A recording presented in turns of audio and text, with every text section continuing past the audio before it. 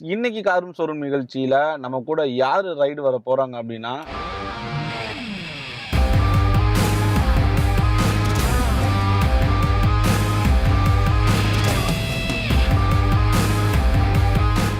Hello Balaji. Hi, நான் எப்படி இருக்கீங்க? நல்லா இருக்கேன். வணக்கம். நல்லா இருக்கீங்களா? செம்மையா இருக்கேண்ணா. ரொம்ப தேங்க்ஸ். உங்களை பார்க்கும்போதே அந்த கலர்ஃபுல் ட்ரெஸ்ஸும் அந்த ஸ்மைலும் தான்.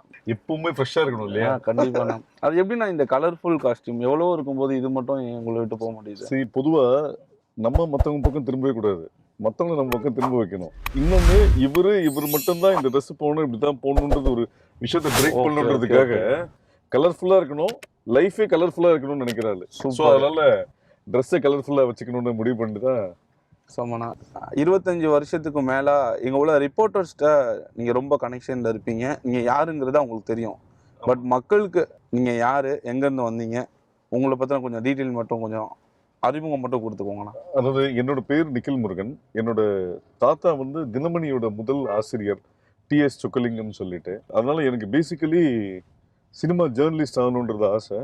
ஸோ அதனால நான் வந்து டிப்ளமா இன் ஜேர்னலிசம் முடிச்சுட்டு ஃபர்ஸ்ட் வந்து தமிழ் மகன் மூலயமா தினமணியில் ஃப்ரீலான்சராக எழுத ஆரம்பித்தேன். அப்புறம் வந்து பொம்மை, சினிமா எக்ஸ்பிரஸ், வண்ணத்திரை, இது மாதிரி படிப்படியாக வந்து அப்புறம் சினிமா எக்ஸ்பிரஸில் இருக்கும்போது தான் பாஷா படத்திற்கு அப்புறம் நம்மளும் பிஆர்ஓ ஆகணுன்ற ஒரு முடிவு பண்ணி சிங்கு செல்வம் கிட்ட ஜாயின் பண்ணி ஒரு 8 வருஷம் அசிஸ்டண்டாக ஒர்க் பண்ணேன். அவர் ஒர்க் பண்ணும் போது கிட்டத்தட்ட ஒரு 4-5 வருஷத்துலேயும் நிறைய படங்கள் வந்தது. நான் கேட்டேன் அவர்கிட்ட, சார் நிறைய வாய்ப்பு வருது, நான் பண்ணட்டுமான்னு கேட்டேன். இல்லை, நீ கொஞ்சம் வெயிட் பண்ணி, இன்னும் நீ கற்றுக்க வேண்டியது நிறைய இருக்குன்னாரு.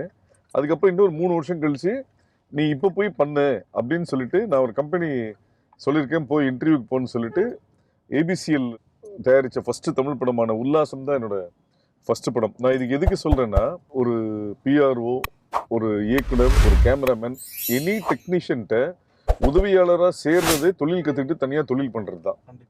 அப்படி இருக்கும்போது நாம் எந்த விதத்தில் வந்தோமோ, சந்தோஷமா வந்தோமோ, அதை விட சந்தோஷமாக வெளியே போகணும், ஆசீர்வாதத்தோடு போகணும்.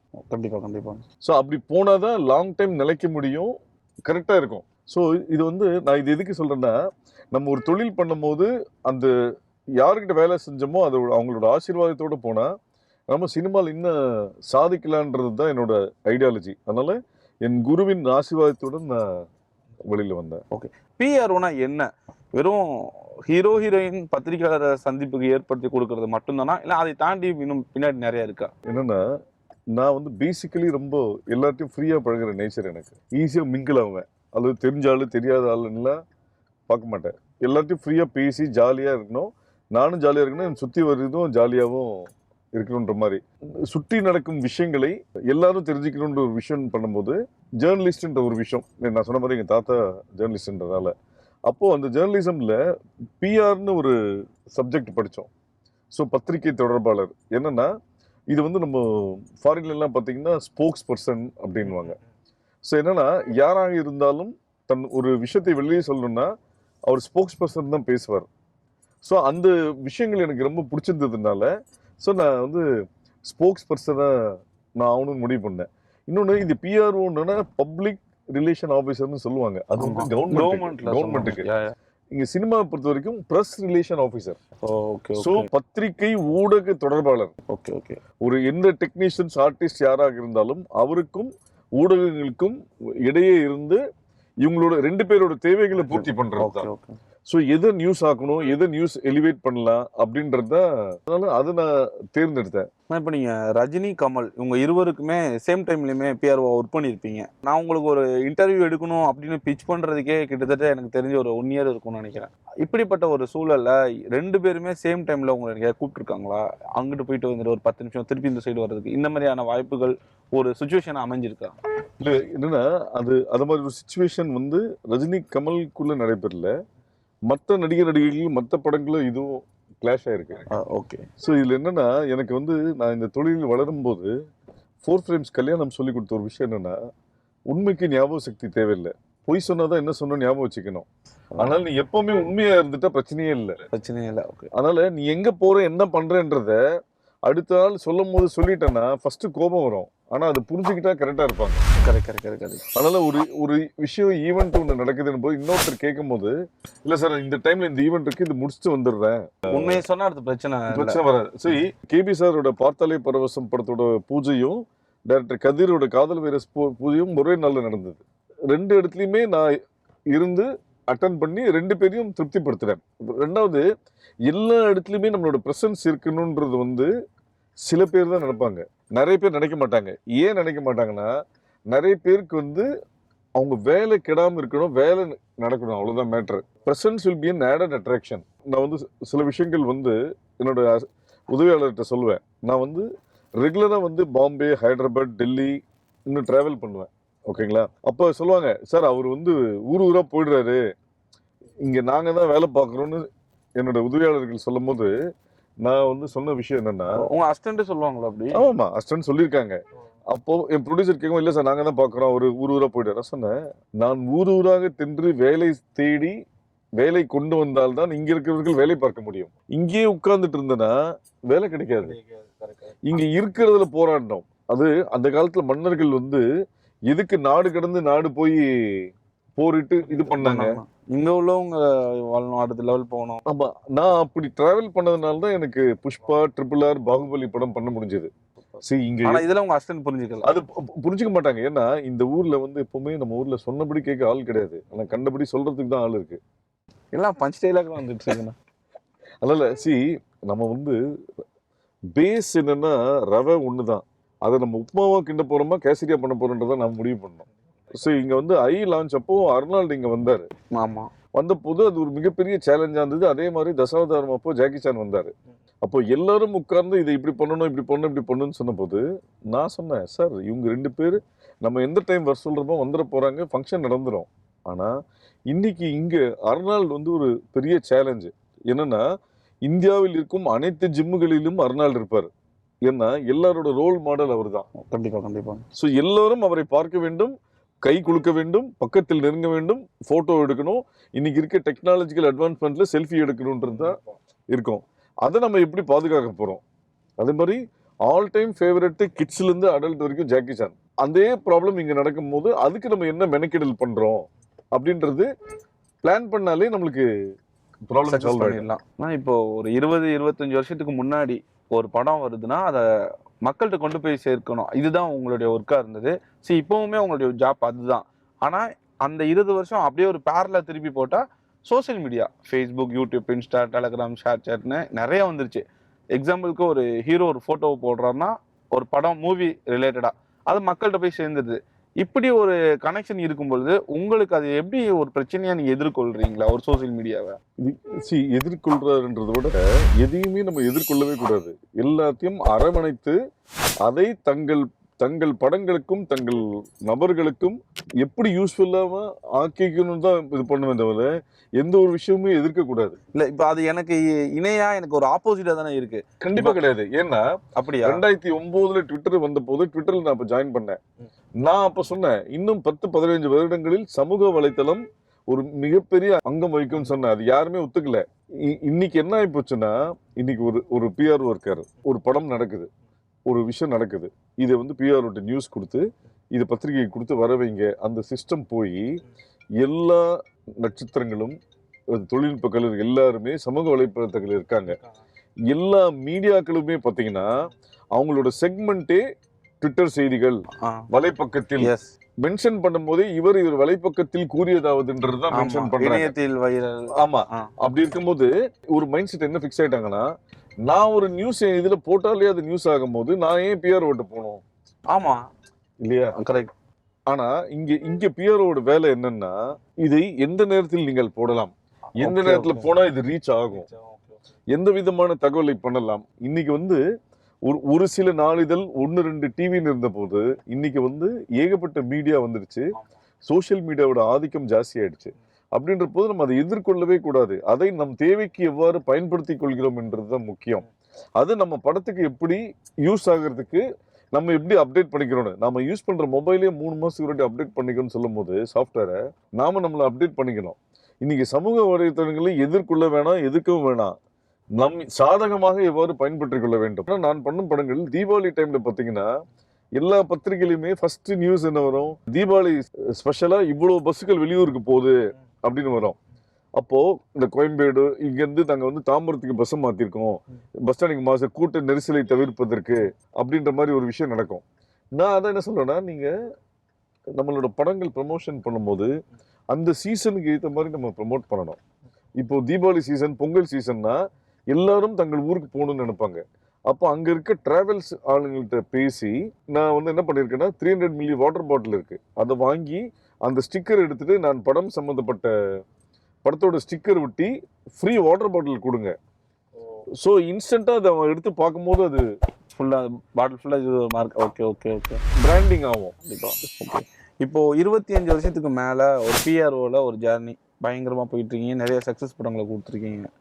25 வருஷமா இல்லாத ஒரு கனவுன்னு கூட வச்சுக்கலாம், எல்லாத்துக்குமே ஒரு கனவு இருக்கும். திரைப்பட நடிகரா ஒரு அவதாரம் எடுத்திருக்கீங்க, இந்த வாய்ப்பு எப்போ வந்தது ஒரு நடிகரா? இல்ல இது என்னன்னா, எனக்கு ஆரம்பத்திலிருந்தே நடிக்க விருப்பம் இருந்தது. ஆனா பொதுவா சொல்லுவாங்க நம்ம முகத்தை நம்மளை விட மத்தவங்க தான் அதிக நேரம் பாக்குறாங்கன்னு. ஆனா அதுக்கு ஒரு கான்ஃபிடன்ஸ் லெவல் வந்து அது போராடி ஜெயிக்கணுன்றது ஒரு பெரிய ப்ராசஸ். ஆனா ஒரு பிஆர்ஓக்கு இதுக்கு மெனக்கிடுவோம் அப்படின்ற இதுல ஃபர்ஸ்ட் நம்ம ஜெயிப்போன்ற மாதிரி தான் ஒரு விஷயம் வந்த போது, டைரக்டர் சரண் கூட ஒர்க் பண்ணும்போது ஜேஜேல ஒரு ஃப்ரேம்ல வந்திருந்தேன். அப்புறம் இது நம்ம சிவாஜி சார் படத்துல ஒரு சீன் வந்த போது இது நடந்த ஒரு விஷயம். நடுவில் இந்த கோவிட் வந்த போது இந்த செல்ஃப் குவாரண்டைன் எல்லா விஷயம் நடந்தது. அப்போ இந்த கோவிட் நான் எப்படி பார்த்தேன்னா, இது ஒரு செல்ஃப் குவாரண்டைன்றதை விட ஒரு செல்ஃப் அனலைசிங் பீரியடா பார்த்தேன். நாம் என்னவாக இருக்கிறோம், நாம் அடுத்த கட்டத்துக்கு என்னவாக எடுத்துக்கொள்ள வேண்டும் நினைக்கும் போது தான் ஒரு டிஜிட்டல் மார்க்கெட்டிங் கோர்ஸும், ஒரு ஹிந்தி ஸ்போக்கன் ஹிந்தி கிளாஸும், ஒரு ஆக்டிங் கோர்ஸ் பண்ணலான்னு ஒரு ஆக்டிங் கோர்ஸ் பண்ணேன். இது பண்ணும்போது லாக்டவுன் ரிலாக்ஸ் ஆகி அந்த கோயில்கள்லாம் திறந்த போது இயக்குனர் விஜயஸ்ரீ, நான் சில நண்பர்கள் வந்து வல்லக்கோட்டை முருகர் கோயில் போயிருந்தோம். போன போது இது ஸ்ரீபெரும்புத்தூர் தாண்டி இருக்கு இந்த கோயில். அந்த கோயில் சுத்திட்டு வரும்போது அந்த கோயில் பூசாரி ஐயர் ஒருத்தர் வந்து, சார் நீங்க நிக்கில் முருகன் தானேன்னாரு. ஆமாண்ணே. சார் உங்க கூட ஒரு செல்ஃபி எடுக்கணும்னு சொல்லி செல்ஃபி எடுத்தாரு. அதுக்கப்புறம் அங்க இருந்த பப்ளிக் ஒரு 4-5 பேர் எடுத்தாங்க. அதை பார்த்து அவர் வந்து, இது ஊர் விட்டு தள்ளி வந்து நிக்கிறோம், ஸோ நீங்க வந்து ஒரு ஆடியோ ஃபங்க்ஷன்ல பின்னாடி நீங்க வந்து உங்களையே அடையாளம் கண்டுக்கிறாங்க, அதனால வந்து நான் பண்ணி வச்சிருக்க கதைக்கு நீங்க கரெக்டா இருக்கும் அப்படின்னு சொல்லிட்டு தான் அவர் ஆல்ரெடி ஸ்டோர்னா ரெடி பண்ணி வச்சிருந்திருக்காரு. கதையை சொன்னாரு. கதை சொன்ன போது எனக்கு பிடிச்ச விஷயம் என்னன்னா, நான் அதில் கதாநாயகன் இல்லை.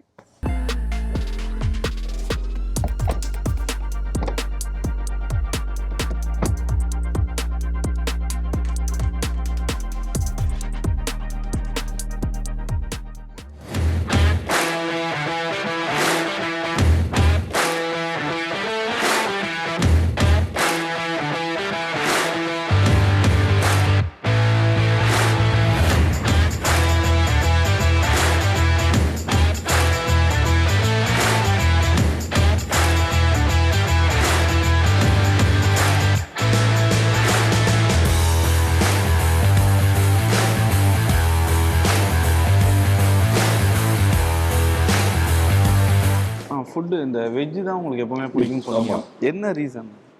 நான் basically vegetarian, Tirunelveli native. Okay. So முட்டை கூட சாப்பிட மாட்டேன். நான் ஆள் பார்க்கும்போது அப்படி தெரியும். நான் ஜிம் போகிறேன், எக்ஸசைஸ் பண்ணுறேன். I don't drink, I don't smoke, I don't eat non veg. Super. ஆனால் இந்த ஃபீல்டில் இருந்துட்டு இவ்வளோ அவாய்ட் பண்ணுறது ரொம்ப ஆச்சரியமாக இருக்குது. இது எல்லாமே மைண்டு சம்மந்தப்பட்ட ஒரு விஷயம் தான். வேணான்னு டிசைட் பண்ணிட்டா வேணாம், அவ்வளோதான். சம்டைமில் ஒரு சில விஷயங்களை தவிர்க்க முடியாது, அதில் ஃபுட்டு ஒரு அடிப்படையாகவே இருக்கும். அது சினிமா சார்ந்து எப்படி இவ்வளோ அவாய்ட் பண்ணின்னு வெஜ் அவாய்ட் பண்ண விட எல்லாத்துக்குமே ஆப்ஷன்ஸ் இருக்குது. நாங்கள் வந்து எய்நீர் அழகாக இருக்க படத்துக்கு சிரியா போன போது வெஜிடேரியனே கிடைக்கல. லாஸ்ட் நாங்கள் சொன்னாங்க தயிர் சாதம் அரேஞ்ச் பண்ணுறோம். நாங்கள் ஒயிட் ரைஸும் கேர்டு எக்ஸ்ட்ராடினரியாக இருந்தது. கிட்டத்தட்ட 10 நாள் சாப்பிட்டோம். ஸோ 11ஆவது நாள் அது என்ன கேர்டுன்னு கேட்டபோது அவங்க சொன்னாங்க, இது ஒட்டகப்பாலில் செஞ்சது. அங்கே தான் ட்விஸ்ட்டு. அதில் நாங்கள் ஃபஸ்ட்டே சொல்லி தான் நீங்கள் சாப்பிட்ருக்க மாட்டீங்க அதாங்க. அது மாதிரி பேங்காக்லேயுமே பார்த்தீங்கன்னா இந்தியன் ஃபுட்டே கிடச்சிது. 15 நாள் ஒர்க் ஸ்டே பண்ணியிருந்தோம். ரொட்டி இருக்குது. இது அதான் நான் ஏற்கனவே சொன்ன மாதிரி நம்ம பசிக்கும் போது தேவைக்கு தான் சாப்பிட்றோம். இதுதான் வேணும்னு டிசைட் பண்ணால் எங்கேயுமே சர்வை பண்ண முடியாது. நீங்கள் ட்ராவல் பண்ண ஒரு செலிபிரிட்டிஸ்க்கு யாருக்கெல்லாம் என்ன மாதிரி ஃபுட்டு பிடிக்கும், அது உங்களுக்கு ஞாபகம் இருக்கா? நம்ம அந்த சாப்பிடும்போது இந்த பக்கெட்டில் போகிறதே கிடையாது. அது வந்து மனுஷன் வந்து நிம்மதியாக இருக்கிறது 2 நேரம். ஒன்று சாப்பிட்ற நேரம், ஒன்று தூங்குற நேரம். இந்த 2 நேரத்துலையும் நான் டிஸ்டர்ப் பண்ண மாட்டேன். பட் நாங்கள் உங்களை டிஸ்டர்ப் பண்ணுறோன்னு இல்லை, நினைக்கிறேன். அது நான் டிஸ்டர்ப் பண்ண மாட்டேன். சரி, வெஜிடேரியனில் உங்களுக்கு பிடிச்ச மெனுனா என்னவா இருக்கும்? உருளைக்கிழங்கு பொரியல், பீன்ஸ் கேரட் பொரியல், அப்பளம், இது மாதிரி விஷயங்கள் ரொம்ப பிடிக்கும். ஒரே டவுட்டு, நான்வெஜ்ல நிறைய வெரைட்டி இருக்கும், பட் வெஜ்ல இவ்வளோ தான் இருக்கும். இவ்வளோ தான். இதுக்குள்ளே நீங்கள் இத்தனை வருஷமா ட்ராவலாக இருக்கீங்க, இன்னும் நிறைய வருஷம் நம்ம ட்ராவல் பண்ண போகிறோம். அது எப்படி ஒரு அந்த சாப்பிடும்போது கூட கொஞ்சம் டேஸ்டியாக நல்லா ஜாலியாக அப்படிலாம் அவசியமே இல்லை. நீங்கள் சொல்லும்போது ரொம்ப டிஃப்ரெண்ட்டாக இருக்கு. இல்லை டிஃப்ரெண்ட் இல்லை. இப்போ டைம் பார்த்தீங்கன்னா 4 மணி, நம்ம இன்டர்வியூவில் இருக்கோம். 12 1 மணிக்கு தான் சாப்பிடணும். ஸோ நம்ம இன்னைக்கு ஒரு விஷயம் இன்டர்வியூனால சாப்பாடு தள்ளி போகுது. ஸோ அதை நம்ம ஒன்றுமே பண்ண முடியாது. அட்ஜஸ்ட் பண்ணிட்டு போகணும். என்னைக்காவது ஒரு நாள் தானே நடக்குது. இல்லை அதான் சொல்ல, நம்ம வந்து எப்பவுமே பிஸியாக இருக்கிறத நினச்சி சந்தோஷப்படணும், வருத்தப்படக்கூடாது. ஏன்னா நாட்டில் பாதி பேர் வேலையே இல்லாமல் இருக்கான். நம்ம பிஸியாக இருக்க நினச்சி சந்தோஷப்படணும். கண்டிப்பாக. நான் தீவிர நான்வெஜ் வெறியர். உங்க கூட சேர்ந்து நானும் கொஞ்சம் வெஜ்ஜுக்கு மாறலாம்னு நினைக்கிறேன். நல்ல விஷயம். ஆனால் உங்கள்ட்ட இருந்து நிறைய விஷயம் எடுத்துக்கிட்டேன். அதில் இது ஒன்று. ஏன்னா வெஜிடேரியன் நீங்கள் சொன்னீங்க, நான்வெஜ்ஜில் வந்து நிறைய வெரைட்டி இருக்குன்னு. நீங்கள் அப்படி கிடையாது. இங்கே சாப்பாடு கொடுத்து பார்த்தீங்கன்னா கார்த்திக் டிஃபன் சென்டர்னு இருக்காங்க.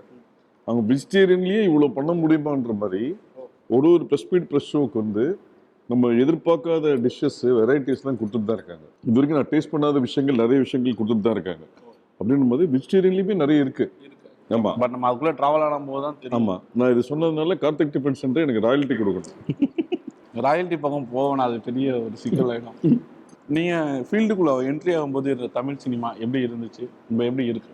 சார் நாளாக இம்ப்ரூவ்மெண்ட் ஆகிட்டே தான் இருக்குது, அப்டேட் ஆகிட்டே இருக்குது. ஒரு விஷயம் என்னென்னா, நம்ம பேசாத படத்துலேருந்து பேசும் படம் வரைக்கும் வந்து ஃபிலிம்லேருந்து டிஜிட்டல்லேருந்து பென்ட்ரைவ் வரைக்கும் வந்துட்டோம். ஆனால் இந்த மாற்றங்கள் எல்லாமே நம்மளுக்கு பின்னால் தான் நடந்திருக்கு, முன்னால் நடக்கலை. ஐ மீன் ஸ்க்ரீன் இன்னும் ஒயிட்டாக தான் இருக்குது, டெக்னாலஜிலாம் பின்னாடி தான் விழுந்திருக்கு, முன்னாடி வளரல, இன்னும் ஒயிட் ஸ்க்ரீனில் தான் பார்த்துட்டு இருக்கோம்.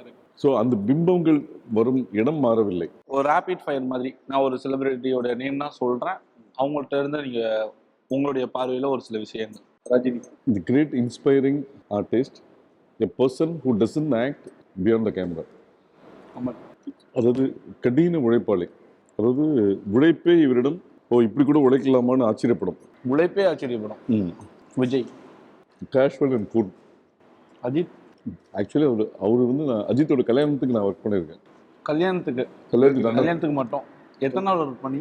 இல்லை, இனிஷியலி நான் தான் அவருக்கு பேர் வந்து நிறைய படம் ஒர்க், காதல் மன்னன், உல்லாசம், அமர்க்களம், அட்டகாசம் அதெல்லாம் பண்ணிட்டு அவரோட கல்யாணத்துக்கு நான் தான் பிஆர்ஓ ஒர்க் பண்ணேன். அதாவது very open hearted person.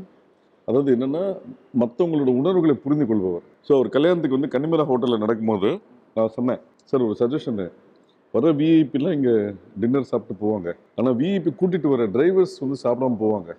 So அவங்களுக்கு நம்ம ஃபுட்டு கொடுத்தா நல்லா இருக்கும்னு உடனே ஓகேன்னு சொல்லி அவருக்கு கல்யாணத்துக்கு தான் முதல்ல ஆரம்பித்தார், இந்த டிரைவர்ஸ்க்கு ஃபுட்டு கொடுக்கறது. அதை தான் நான் வந்து சூர்யாவோட கல்யாணத்துக்கும் சூர்யாவோட சிஸ்டர் கல்யாணத்துக்கும் அதை அமெண்ட் பண்ணோம்.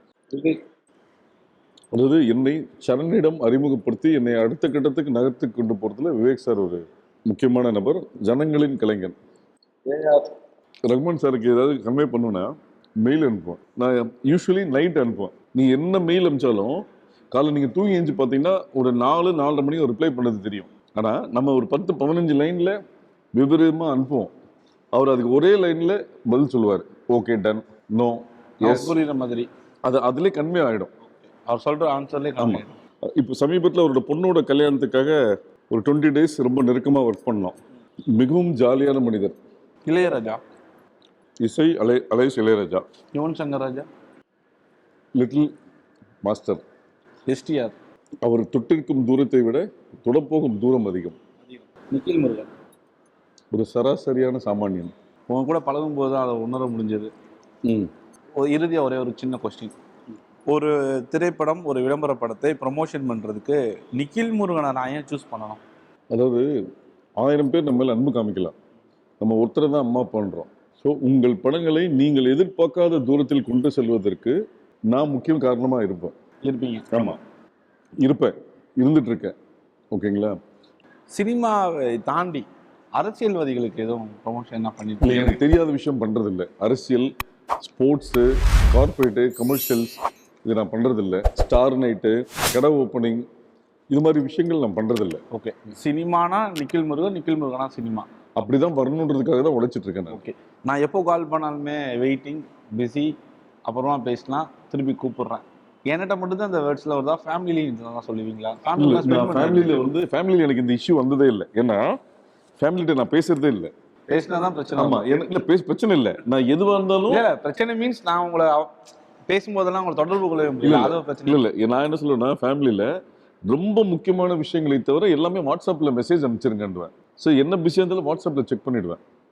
அவங்களும் அதை புரிஞ்சுக்கணும். அவங்க சரி, okay, புரிஞ்சுப்பாங்க. busy-ஆ இருக்கு. சரி, நான் அதான் சொல்லுவேன், வீட்டுக்கும் வேலைக்கும் போகணும்னு இருக்கணும், ஏன்னா போகணும்னு இருக்கக்கூடாது. நான் வெளியில் ஏன் சக்ஸஸாக இருக்கேன்னா வீட்டை நிம்மதியாக இருக்கேன்.